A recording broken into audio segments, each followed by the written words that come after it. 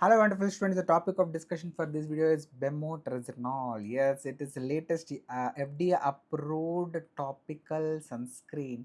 After many decades, this is the medication which has been FDA approved recently on 9th of June 2026, but it has been in the market already since so many decades with the name of Tinosorb S, or more specifically bis-ethyl oxyphenol methoxyphenyl triazine. So I know it's a very lengthy name, but in short you can also remember it as BEMT. Okay, Bemotrizinol. So it is also, you can say, available as this combinations, and you can see the percentage is 5%. So remember this percentage, it is only approved up to 6%. We'll discuss that.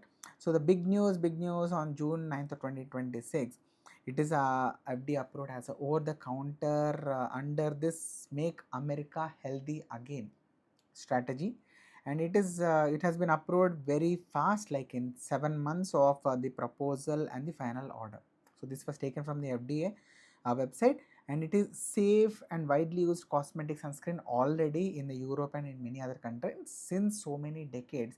And what is the mechanism of action? Basically, this is a broad spectrum sunscreen which is going to basically have protection against both UVA as well as UVB by the means of absorbing these rays and then safely converting them into harmless energy in the form of the heat, right? And remember, according to Lipinski rule of 5, the weight of the molecule, it should be less than 500 daltons, then only it can undergo systemic absorption. But here the weight of the BEMT is 628 daltons, so the systemic absorption is also very less. Whereas this oxybenzone, I hope you remember, this is having a weight of 228, so this has a problem of systemic absorption. So that's why mandated warning labels are must in the European Union, right?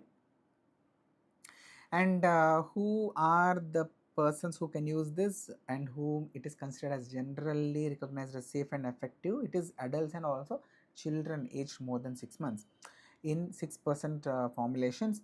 And also remember, the combinations are also very nice and they can be used, but benzoic acid or trolamine salicylate should not be combined with BEMT. So that is one restriction you can see here, and it is approved in various formulations like oils, lotions, creams, gels, butters, paste, ointment, sticks. Everything is approved except for powder form and the aerosol spray form. So these are not yet approved. So sprays are allowed if at all there is no direct propellant and only it is used as a manual pump spray form.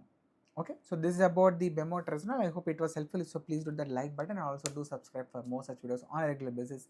Thank you so much. Dr. Maddineni Srinivas signing off. We'll meet again in the next video soon.